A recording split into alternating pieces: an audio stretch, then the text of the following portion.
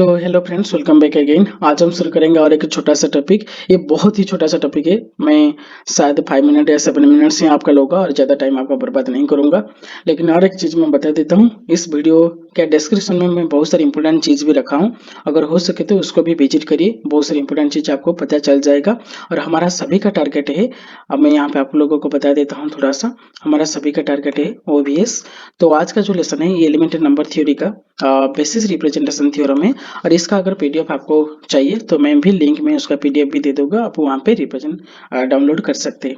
तो चलिए थोड़ा सा मैं आगे जा रहा हूँ। डेफिनेशन देखिए, बहुत ही आसान चीज है। कोई भी natural number which is greater than 1 can be expressed with कोई भी बेस के साथ हम एक्सप्रेस कर सकते हैं, शायद ये मानिए पी।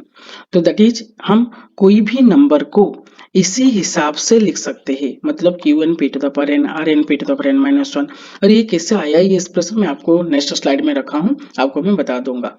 और ये x is any natural number. हाँ, ये याद रखिए, this is a unique representation, मतलब आप एक ही इस टाइप का रिप्रेजेंट कर सकते हैं। और ये सभी जो बेस अगर प्राइम नंबर भी ले सकते हो, और ये एक ही टाइप का रिप्रेजेंटेशन हो सकता है, मतलब इसका दोबारा और कोई तरीका रिप्रेजेंटेशन नहीं कर पाओगे कोई भी नेचुरल नंबर को। और ये है तुम्हारा बेसिस रिप्रेजेंटेशन थ्योरम। देखिए ध्यान दीजिए मैं कैसे ये प्रूव किया हूँ।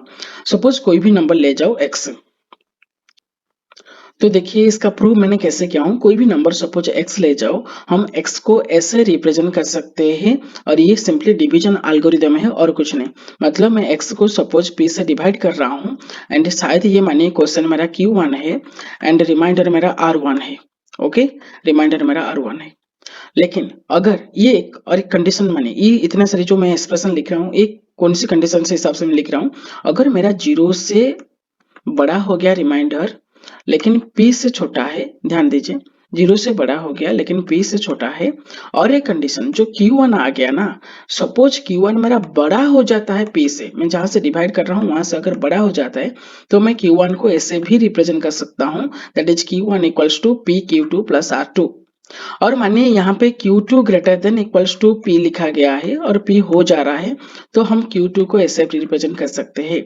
सिमिलरली अगर इसी टाइप का मैं आगे चलूँ, सपोज मैं Qn-1 ले गया और Qn-1 हो गया मेरा PQN, ये Rn। देखिए ध्यान दीजिए, अगर मैं Q2 ले रहा हूं तो यहाँ पे Q3 होना चाहिए था, तो इसलिए सपोज Qn-1 में मेरा PQN आ गया प्लस Rn आ गया।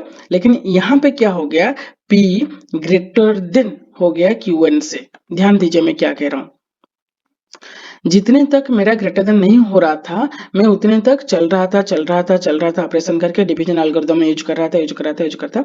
शायद मानिए एक कंडीशन यहाँ पे आ गया और यहाँ पे मेरा P ग्रेटर देन हो जाता है Qn से। समझ में आएगा? तो यहाँ से हमको स्टॉप करना होगा। अगर डिवीजन एल्गोरिथम आपको पता है तो कोई दिक्कत नहीं होगा ये समझ में। ओके, यूक्लिड्स डिवीजन एल्गोरिथम थोड़ा सा ध्यान दीजिए, अगर किसी को नहीं आ रहा है तो होगा तो मैं भी एक वीडियो में इसको डाल दूंगा। तो ये यहाँ पे मैं स्टॉप हो जाना चाहिए। तो चलिए, तो अभी मैं ऐसे लिख सकता हूँ, x इक्वल टू मेरा था PQ1 प्लस R1, और Q1 के प्लेस में मैंने लिख दिया PQ2 प्लस R2, और सिंपली मल्टीप्लाई कर दीजिए, पी स्क्वायर Q2 हो गया, PR2 हो गया, R1 हो गया। लेकिन Q2 का वैल्यू मेरे को यहाँ पे दे रखा है Q2 का वैल्यू PQ3 प्लस R3, और उसको अगेन डाल दीजिए, तो हो गया तुम्हारा P स्क्वायर, ये Q2 के प्लेस में मैंने डाल दिया PQ3 plus R3 plus PR2 plus R1। उसको मल्टीप्लाई करने के बाद क्या आ जाएगा, ये आ जाएगा P3Q3, समझ में आ रहा है, plus P square R three, okay, और plus P R two plus R1, ऐसे आ जाएगा एक कंडीशन। ओके, आप इसे मानिए, और आप सभी ने तो अभी एग्जाम देने के लिए जा रहे हो, तो ये तो दिक्कत नहीं होगा आपको समझ में। ओके, बहुत सा नॉलेज आपके पास भी है। अगर इसी टाइप का मैं सभी Q3 के प्लेस में, Q4 के प्लेस में, लास्ट में Qn-1 के प्लेस में अगर मैं डाल दूं, तो मेरा एक्सप्रेशन ये आ जाएगा, that is P to the power n Qn plus P to the power n-1 Rn plus this one. But आपको एक चीज रखना है, याद रखना है, ये होगा सभी टाइम यूनिक रिप्रेजेंटेशन होगा। तो ये आपका यूनिक रिप्रेजेंटेशन होगा। मैं आपको एग्जांपल लेकर समझाने के लिए कोशिश कर रहा हूँ और समझ में आ जाएगा, आई होप।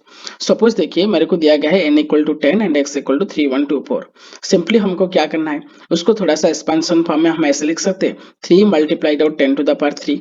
यहाँ पे देखिए 1 2 3, okay, 1 multiplied out 10 to the power 2, 2 multiplied out 10 to the power 1, 4 multiplied out 10 to the power 0। हम इसी हिसाब से ही किए थे। ये देखिए p to the power n q1, p to the power n minus 1 करेंगे rn। तो इसी हिसाब से हम यहाँ पे भी लिख सकते हैं 3 into 10 to the power 3, 1 into 10 to the power 2, 2 into 10 to the power 1, 4n। और ये जो रिप्रेजेंटेशन आप और कोई भी तरीके से नहीं लिख सकते हैं, ये सभी टाइम एक यूनिक वन होगा। ओके, चलिए मैं थोड़ा सा और भी एग्जांपल आपके लिए रख रहा हूँ। आपको ये पता है कन्वर्ट करना, ये बेस 2 था और डेसिमल में अगर मैं कन्वर्ट कर रहा हूँ तो हमको क्या करना होगा, 1 multiplied out 2 to the power 2 plus 0 multiplied 2 to the power 1, 1 multiplied 2 to the power 0 plus 1 multiplied 2 to the power minus 1, ये माइनस 2। ओके, और आंसर आ गया तुम्हारा इतना 5.75 का बेस 10। और मैं ये यहाँ पे क्यों रख रहा हूँ, ये मैं आपको सिर्फ बता रहा हूँ, बेसिस रिप्रेजेंटेशन थ्योरम कह रहा है कोई भी नंबर को हम कोई भी बेस का पावर के हिसाब से हम रख सकते हैं, एक्सप्रेस कर सकते हैं, लेकिन वो एक यूनिक एक्सप्रेशन होना चाहिए और यूनिक होगा ये भी। यहाँ पे और आप कोई भी एक्सप्रेशन नहीं लिख सकते हैं जो कि ये रिजल्ट देगा, मतलब ये ही आपको लिखना होगा। तो ये यूनिक बेसिस थ्योरम है और यूनिक रिप्रेजेंटेशन है, और इस हिसाब से आपको पता चल जाया होगा कौन सी टाइप का एग्जाम्पल यहाँ पे करना होगा। और क्लास 11th में बहुत सारे क्वेश्चन ऐसे आप लोगों ने किए होंगे शायद, बेस 2 को बेस 10 में कन्वर्ट करना है, और अगर बेस 8 है मेरा तो उसको बेस 10 में कैसे कन्वर्ट करना है, अगर कोई भी बेस 10 में है तो उसको बेस 8 में कैसे कन्वर्ट करना है, ये शायद आपको दिक्कत नहीं होगा। और आप एलसीएम निकाल के कर रहे थे, मैं आपको थोड़ा सा याद दिला देता हूँ। अगर फिर भी आप लोगों को ये सभी चीज में और आपको चाहिए थोड़ा सा एग्जाम्पल, तो मेरे को कमेंट सेक्शन में बताएं, मैं आपके लिए ये स्टेप रख लूंगा और एक एग्जाम्पल को लेकर और एक 2-3 स्लाइड रख लूंगा यहाँ पे, तो आपको और थोड़ा सा समझ में आ जाएगा। तो I hope basis representation theorem आपको समझ में आ गया। एंड सिंपली आपको याद रखना है कोई भी नंबर को हम एक यूनिक रिप्रेजेंटेशन में रिप्रेजेंट कर सकते हैं, और जो यहाँ पे मैंने बताया समझ में आ गया। तो thank you and all the best for your exam. Bye.